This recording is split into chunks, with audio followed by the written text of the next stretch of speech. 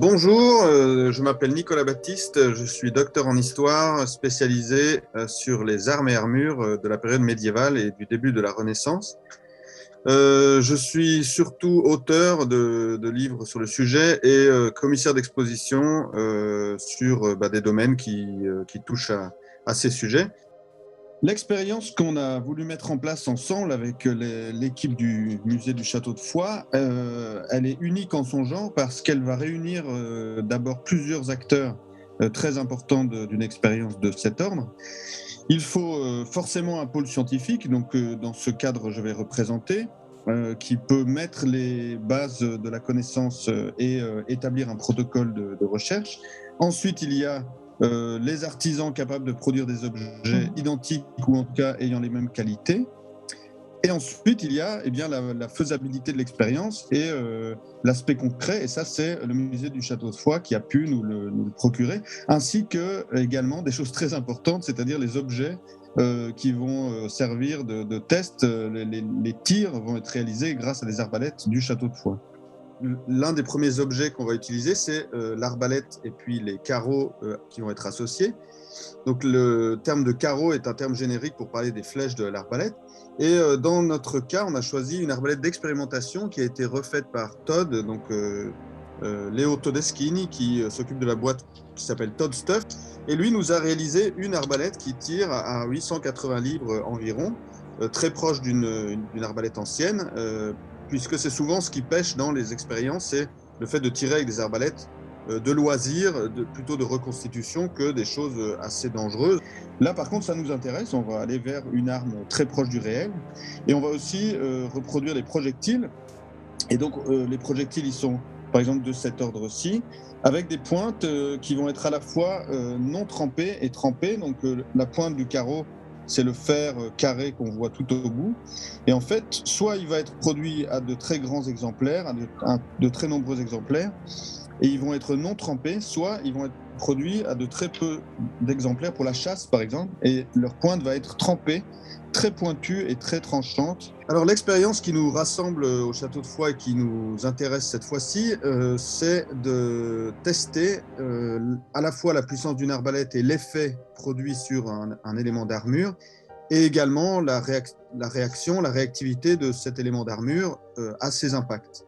Il faut savoir que dans les musées, beaucoup de ces armures qu'on a aujourd'hui ne sont plus les témoins de ce qu'elles ont vécu, elles ne portent plus de traces de ce qu'elles ont reçu. Il faut aller pour ça vers l'archéologie où on a des éléments abîmés qui ont parfois des traces d'impact pratiqués par des projectiles, soit de carreaux, soit de flèches, soit de balles. Dès le Moyen-Âge, on tire avec des armes à feu. Mais simplement, on n'a pas les contextes de ces objets. On ne sait pas ce qui les a frappés, on ne sait pas quand, qui, comment. Il y a parfois un certain nombre d'objets qui ont été utilisés tardivement comme objets de test. On a tiré sur des plastrons anciens au XVIIe, au XVIIIe siècle. Et bien ces objets-là, on ne peut pas les considérer comme des objets qui ont vécu un siège ou un élément de test de ces cuirasses. D'autres expériences en archerie ou en arbalestrie ont été faites sur des armures par le passé, mais seulement très très peu de ces expériences ont été des expériences scientifiques. C'est-à-dire que les données n'ont pas été récoltées de manière scientifique dans des protocoles et les objets utilisés n'ont pas non plus fait l'objet de fiches techniques. Par exemple, les plastrons utilisés n'ont pas été identifiés pour qu'un autre expérimentateur dans le futur puisse les reproduire identiques. Par exemple, la nature de l'acier, la façon de le travailler, la composition métallurgique, tout ça n'a pas été noté. Donc, pour le moment, on peut dire que nous démarrons une espèce de... En tout cas, en France, c'est la première fois qu'on fait ce genre d'expérience. Et on est les premiers au monde à faire une expérimentation avec de l'acier soudé. C'est-à-dire que le plastron dans lequel on a tiré, l'élément de plastron, puisqu'il s'agit d'une réduction d'une partie, il va combiner deux choses qui n'ont jamais été faites. Il va être rebondi, c'est-à-dire rond comme une demi-sphère, comme l'était un plastron de la fin du Moyen-Âge, puisque très généralement les expériences qui sont faites tirent dans des morceaux qui sont plats, donc ça ne représente pas des armures médiévales. Ça, c'est la première chose. Et la deuxième, c'est qu'on a pu faire reproduire par Georges Joliot, l'armurier, qui vit à proximité du Château de Foix et qu'on a la chance d'avoir dans l'équipe, on a pu faire reproduire un élément de plastron en acier soudé, c'est-à-dire qui est fait en deux parties d'acier qui a d'un côté un acier doux, qui n'est pas beaucoup carburé, et de l'autre côté, vers l'extérieur, un acier très dur, comme une lame de couteau qui a été trempée. Et cet élément-là permet de combiner ces deux qualités, c'est-à-dire de pouvoir prendre un impact et de réagir avec la souplesse d'un fer, mais aussi d'être très dur à la réception de l'impact. Et c'est ça qu'on voulait également tester. Et ça, c'est une première mondiale. On a bien sûr choisi assez vite un plastron, ou en tout cas un élément de plastron, le centre d'un plastron, parce que c'est d'abord une surface assez grande pour pouvoir tirer plusieurs projectiles et récolter plusieurs échantillons de réaction. Et c'est également un endroit où beaucoup de projectiles vont converger lors des combats, lors des batailles. Donc on a quelques plastrons conservés qui ont des impacts. Il s'est agi de choisir un plastron existant. Et là, on a eu beaucoup de chance parce que le château de Foix vient de recevoir un prêt très important d'un collectionneur privé anglais, mais qui vit en France, et qui a bien voulu prêter une partie de sa collection ancienne. Et dans cette collection ancienne, il y a peut-être l'un des seuls plastrons milanais retrouvés en France, puisqu'il a été retrouvé dans un contexte archéologique, et qu'il est préservé de manière assez intéressante. Donc on peut l'analyser, on peut l'examiner. Et ce plastron, il a des poinçons d'épreuves milanaises, ce qui nous permet de faire un lien de cause à effet, parce qu'on sait que ces produits sont garantis contre les arbalètes. Donc elles sont vendues avec des poinçons de qualité, comme aujourd'hui on vend des normes de qualité européennes, avec un poinçon qui en garantit l'efficacité. Et donc, si le fabricant n'est pas capable de faire ces épreuves ou de passer ces épreuves, il ne reçoit pas le droit d'utiliser ces marquages.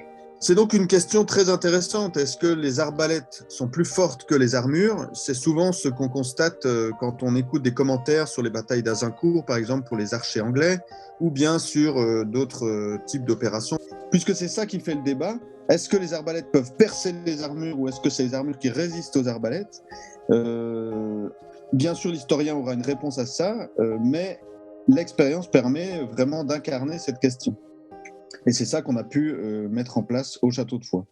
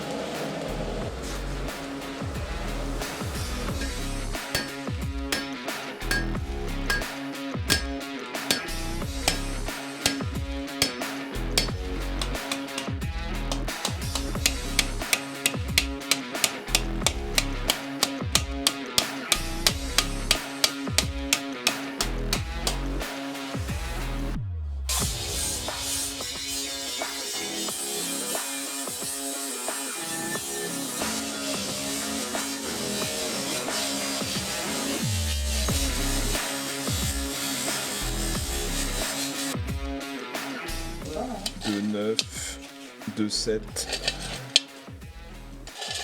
de 4, un 5. Un 5.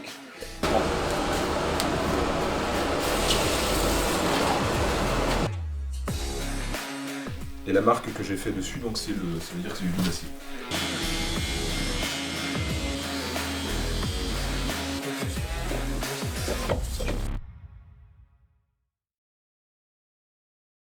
ta zone plus épaisse, elle est vraiment là, tu as 2 mm et demi constant, 2,4 ici. Du coup, c'est un acier de cémentation, donc tu fais un apport de carbone en surface. D'accord. Il y a forcément eu une migration de carbone d'un côté et de l'autre. Oui. Donc le C45 a perdu un peu, et le C10 on a pris. Enfin,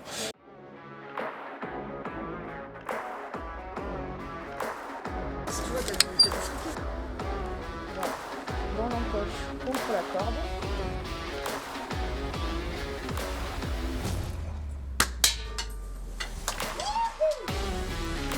Tu le vois là le... Ouais, non, c'est l'impact. C'est l'impact. Là, c'est ici, tu vois. Ouais. On sent légèrement la bosse là.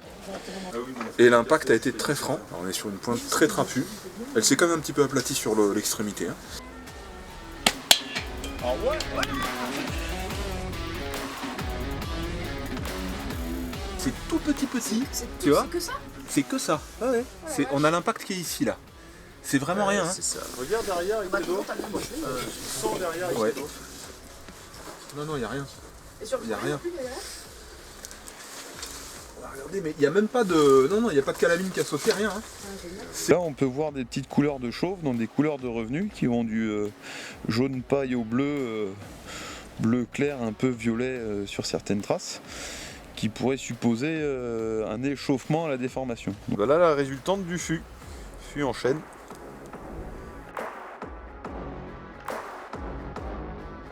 Cette fois-ci, on tire un carreau trempé.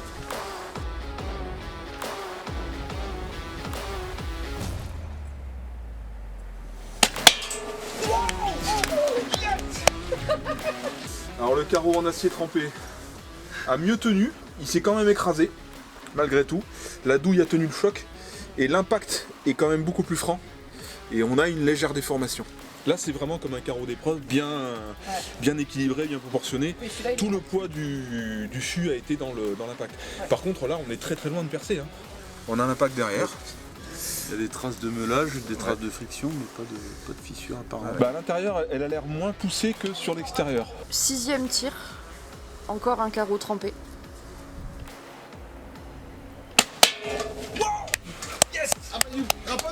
Alors là, Et on a un impact sur le bas, donc il a... Et d'ailleurs, on le voit parce que la tôle a bougé. Voilà. Tu as combien sur les bords en épaisseur? Alors sur les bords, on doit avoir un peu plus de 1,5. Malgré tout, c'est quand même résistant. Alors du coup, pour le contexte de l'expérience, en fait, à l'origine, on est parti de plusieurs facteurs, de plusieurs pistes finalement qui se sont croisées, qu'on a voulu mettre ensemble. D'une part, effectivement, les recherches de Nicolas Baptiste sur la question du double acier. L'intégration ici au Château de Foix d'une nouvelle collection qui nous a été prêtée par Colin Fox, dans laquelle on a un plastron en double acier, donc qui correspond quelque part aux recherches de Nicolas. En parallèle, à peu près au même moment, le château a fait l'acquisition d'une arbalète d'à peu près 880 livres de puissance sur un modèle du XVe siècle. Et puis, suite à quelques discussions avec Georges, on s'est dit que matérialiser réellement ce plastron en double acier pour pouvoir tirer dessus dans des conditions qui s'approchent au plus près possible, on va dire, de la réalité, sous la direction de Nicolas Baptiste, en tout cas sur les conseils de Nicolas Baptiste, ça pourrait nous donner une petite idée de la résistance de ces armures, en tout cas de la façon dont elles réagissent aux impacts. Donc pour ça, on a eu besoin de plusieurs choses, notamment de double acier à l'origine. Donc Guillaume nous a fait un lopin de double acier. Guillaume Gaudy, forgeron à Pamiers. Moi j'ai réalisé le lopin qui a servi à Georges pour faire ce bout de prototype d'armure. Moi je suis parti de deux matières, du C45 et du C10. Donc le C10 est à l'intérieur, le C45 est à l'extérieur. Je suis parti de 40 par 20. Une couche de 40 par 20 en C10 et une couche de 40 par 20 en C45 sur à peu près 110 mm de long que j'ai soudé à la forge et que j'ai étalé après au marteau-pilon sur une cote de 250 par 250 sur une épaisseur à peu près de 3 mm. Voilà, c'est une opération qui s'est faite relativement vite. Mais on est parti d'acier moderne, vraiment estampillé C45 et C10. Donc c'est vraiment des aciers industriels avec une qualité propre à l'industrie. Voilà, donc on a pu partir d'échantillons mesurables. Voilà. Après la soudure et l'étalage de la tôle, il y a eu un petit recuit. On l'a mis à rouge cerise, on l'a laissé dans de la vermiculite pendant 1h30 à peu près, avant de la transmettre à Georges qui lui l'a forgé et formé. Je suis Georges Joliot, je suis armurier en Ariège à côté de Foix, à Montels. Et donc moi j'ai utilisé la pièce, le lopin que m'a forgé, le bout de plaque que m'a forgé Guillaume. Et j'ai tenté de forger une pièce, alors non pas un plastron parce qu'avec 25 par 25, on ne pouvait pas forger un plastron concret, mais forger une pièce qui puisse permettre de faire des tirs pour qu'on ait les bonnes épaisseurs, la courbe d'un plastron. Et pour ça, on s'est basé sur le plastron de la collection Fox, qui est un plastron des années 1480, je crois, 1575, et qui est à peu près standard pour l'époque. Ça permettait d'avoir les épaisseurs en fonction de l'endroit, le devant de la poitrine, les côtés, et d'avoir quelque chose de cohérent avec la notion de double acier que nous a apporté Nicolas Baptiste. Et donc la forge a pris au marteau à peu près 4 heures. Et j'ai essayé de conserver un ponçage et un polissage qui soit le plus historique possible. Alors du coup, après la réalisation de ce morceau de plastron, on a tiré dessus. Ouais. On a tiré dessus. Alors l'arme qu'on a utilisée, c'est une arbalète à 880 livres. Les carreaux qu'on a utilisés sont des carreaux, 3 carreaux donc, qui ont fait un impact, qui sont en chaîne avec des pointes, on va dire, de guerre classique, dans un acier lambda, avec pas vraiment de soins apportés à la réalisation du carreau, comme des carreaux qu'on peut retrouver en contexte de bataille. Donc ces carreaux-là, on verra les impacts qu'ils ont générés dessus, et on a également tiré 2 carreaux en acier trempé, qui nous ont été fournis également par Todd, et qui ont eu aussi des impacts différents. Donc en termes d'impact, on a 5 carreaux qui ont impacté le plastron. Georges, est-ce que tu peux nous en dire plus peut-être sur les impacts qu'il y a eu dessus? Oui, alors il faut préciser que donc la pièce qu'on a forgée, que j'ai forgée et qui correspond au plastron Fox, à la collection Fox, se retrouve avec des épaisseurs donc mesurées sur l'original de 2 mm 4 jusqu'à 1 mm 5 sur le côté. La trempe la plus forte est faite sur le centre de la pièce. Alors à savoir que on a pris un parti de réalisation qui n'est pas certain, c'est qu'il y a une trempe qui a été faite la plus dure possible sur la pièce et il n'y a pas eu de revenu au four pour cette pièce-là. Ce qui fait que l'acier extérieur est très dur, voire cassant, et l'acier intérieur assure la cohésion. C'est un parti pris, peut-être qu'à l'époque il y a eu des revenus sur le métal, donc qui permettent de redonner de la souplesse, peut-être pas, ou peut-être les deux, pour l'instant on n'en sait rien. Donc on a pris le parti de tester ça pour voir ce que ça donne, voir le résultat. Le résultat est plutôt pas mal parce qu'on n'a aucun décollement sur les zones de soudure, on obtient des défauts qu'on retrouve sur des originaux, sur le pourtour du métal ou sur le grain du métal. Et au niveau des impacts qu'on a eu donc avec les carreaux donc non trempés, des carreaux qui ont été forgés en acier doux, on a des écrasements des carreaux et les impacts sont vraiment très très minimes dans les zones qui sont à 2 mm 4, donc à 2 mm et demi de métal. On a à peine une déformation. Le plus fort c'est celui-ci, c'est le tir numéro 1 qui a tiré bien droit dessus. On a un très léger impact. Pour les carreaux d'épreuve, donc ceux qui sont trempés et qui sont très bien équilibrés, les impacts très francs ont donné dans les zones de bonne trempe et de bonne épaisseur, donc 2 mm 4, un impact un peu plus marqué, mais ça reste très léger, ça reste très modéré. Le carreau s'est malgré tout écrasé sur la pointe malgré sa trempe. Et le deuxième impact a été pris sur le côté, donc là où on a juste 1 mm 4, 1 mm 5 d'épaisseur. Et on a eu un rippage, puisqu'il l'a pris légèrement sur le côté. Le carreau l'a pris comme ça, et il a quand même été se ficher dans le mannequin derrière, et il s'est cassé. Donc c'est quand même très très influent. Ce qui me surprend, je sais pas ce que tu en penses Guillaume, malgré la trempe qu'il y a eu, c'est qu'il n'y a aucune casse. Il n'y a aucune fissure. Il n'y a aucune fissure. La partie extérieure n'a pas fissuré. Je m'attendais à ce que ça fissure et que l'intérieur assure la cohésion. Il n'y a aucune fissure, ni face C45, ni face C10. Non, il n'y a rien. Le tir en carreau trempé qu'il a pris sur l'extérieur, donc sûrement dans une zone C10,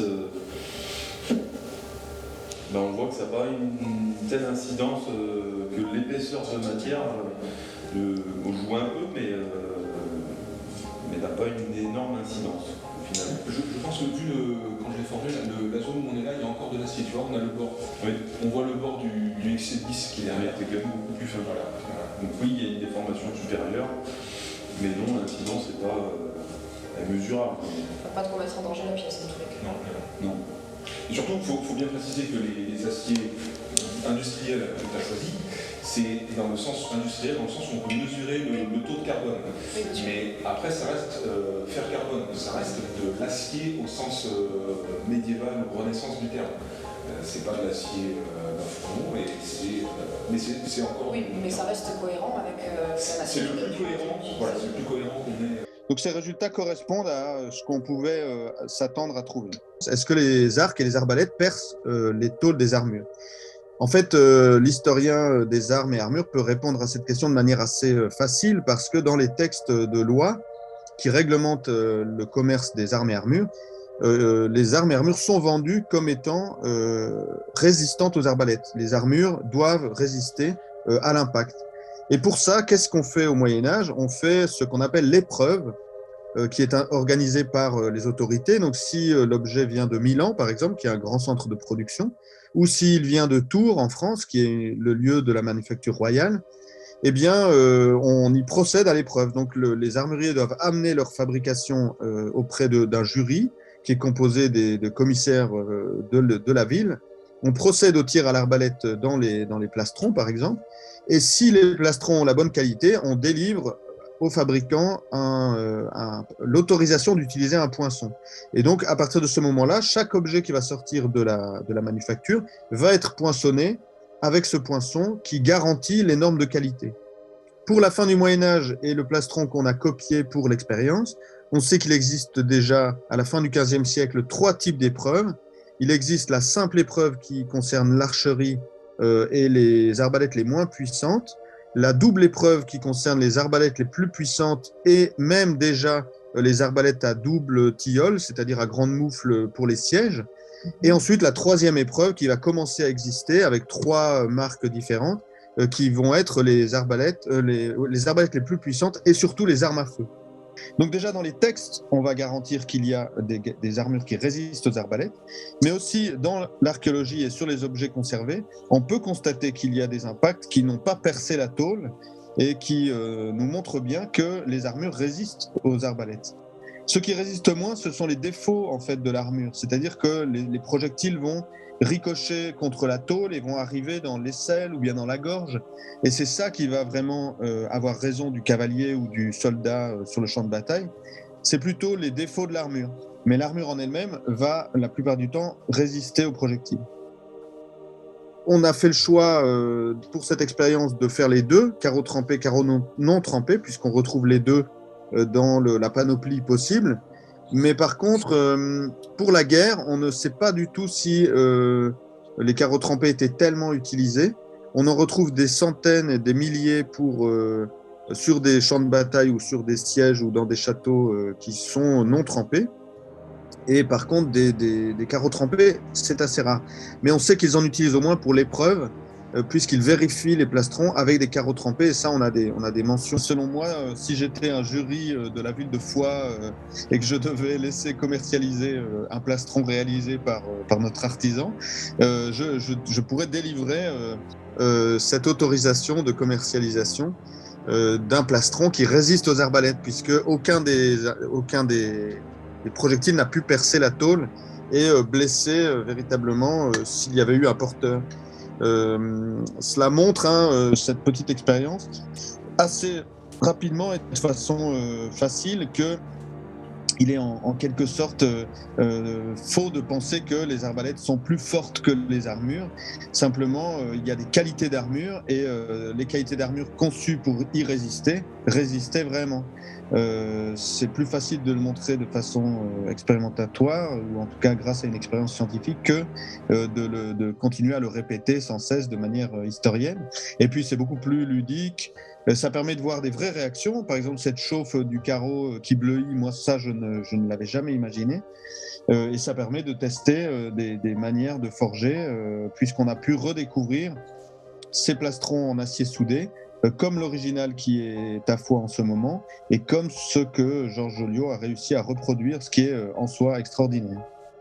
Quelque part, c'est notre devoir de faire ça à destination du public, mais c'est aussi un plaisir de faire ça avec des participants tels et de pouvoir un peu repousser les limites de la connaissance.